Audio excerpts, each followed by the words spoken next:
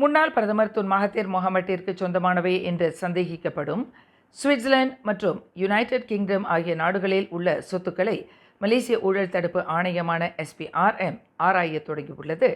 Tun மகாதீரின் சொத்துக்கள் தொடர்பில் SPRM ஒரு நாட்டில் மட்டும் கவனம் செலுத்தவில்லை, மாறாக பிற தொடர்புடைய நாடுகளின் தகவல்களையும் ஆராய்ந்து வருவதாக அதன் தலைமை ஆணையர் தான் ஸ்ரீ அசாம்பாக்கி தெரிவித்தார். மற்ற நாடுகளில் உள்ள சொத்துக்களும் ஆராயப்படுகின்றன. குறிப்பாக சுவிட்சர்லாந்து போன்ற பிற நாடுகளிலும் தீவிர கவனம் செலுத்தப்பட்டு ஆராயப்பட்டு வருவதாக அசாம்பாக்கி விளக்கினார்.